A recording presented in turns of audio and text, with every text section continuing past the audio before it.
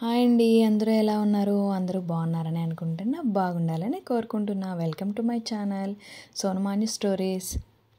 ఇవాళైతే ఒక మంచి రెసిపీతో మీ ముందరికి వచ్చేసా. ఏంటంటే స్కూల్ స్టార్ట్ అయిపోయినాయి కాబట్టి మన పిల్లలకి రోజుకో వెరైటీ అయితే మనం చేసి పెట్టాలి. వాళ్ళు ఇష్టంగా తినేలా ఉండాలి, అలానే వాళ్ళకి హెల్త్ కూడా చాలా మంచిగా ఉండాలి. కాబట్టి ఈ వెజ్ ఫ్రైడ్ రైస్ ఒక్కసారి ట్రై చేసి చూడండి. రోడ్ సైడ్ అమ్మేదానిలాగే ఉంటుంది, చాలా బాగుంటుంది.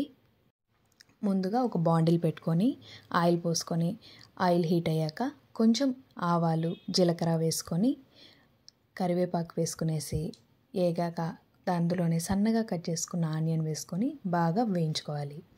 వేయించుకునేసాక కొంచెం అందులోనే అల్లం వెల్లుల్లి పేస్ట్ ఒక స్పూన్ వేసుకొని కొంచెం పచ్చినిపప్పు వేసుకొని వేయించేసాక కొంచెం ఆనియన్ మగ్గాలన్నమాట. మగ్గాక అందులో కొంచెం క్యారెట్, బీన్స్ సన్నగా కట్ చేసుకొని అందులో వేసుకొని పచ్చివాసన పోయే వరకు బాయిల్ చేసుకోవాలి. దాని తర్వాత పసుపు, ఉప్పు వేసుకొని అందులోనే కొంచెం గరం మసాలా, కొంచెం మిరప్పొడి వేసుకొని పచ్చివాసన పోయే వరకు వేయించుకోవాలి. వేయించుకునేసాక మూత పెట్టుకున్నామంటే ఆ క్యారెట్, బీన్స్ అనేది ఉప్పు కారం పట్టి కొంచెం మగ్గుతుందనమాట. దాని తర్వాత సన్నగా కట్ చేసుకున్న టమాటో వేసుకొని అందులోనే కొంచెం చిల్లీ సాస్, కొంచెం సోయా సాస్. ఇది ఫ్లేవర్ కోసమే, చాలా బాగుంటుంది. పిల్లలు ఇష్టంగా తినాలంటే ఈ ఫ్లేవర్ కొంచెం యాడ్ చేసామనుకో చాలా ఇష్టంగా తింటారు. దాని తర్వాత మూత పెట్టుకునేసి బాగా వేయించుకునేసాక మగ్గిన తర్వాత క్యారెట్, బీన్స్ చూడండి వీడియోలో చూపించిన విధంగా చాలా బాయిల్ అయిపోయాయి చాలా బాగా. దాని తర్వాత మనం ఉడికించుకొని పక్కన పెట్టుకున్న అన్నం వేసేసి బాగా కింద నుంచి పై వరకు కలిసేలా వేయించుకునేయాలి. వేయించుకునేసాక కొద్దిసేపు మూత పెట్టామంటే ఆ ఫ్లేవర్ అనేది అన్నం బాగా పీల్చుకొని అన్నం చాలా టేస్టీగా తయారవుతుంది.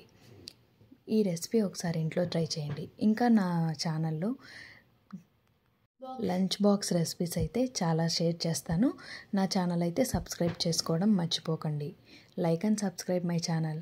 నా వీడియోస్ మీ వరకు చేరాలంటే మీ లైక్ నాకు ఎంతో అవసరపడుతుంది. కాబట్టి లైక్ చేయండి, సబ్స్క్రైబ్ చేసుకోండి.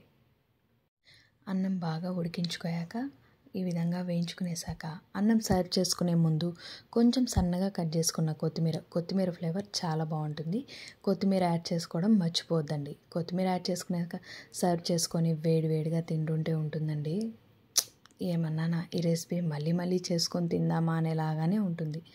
ఒకసారి అయితే ట్రై చేసి మీకు ఎలా వచ్చిందో, ఎలా కుదిరిందో, మీ పిల్లలు ఎలా తిన్నారో కామెంట్ సెక్షన్లో కామెంట్ చేయండి. కామెంట్ చేయడం మర్చిపోకండి.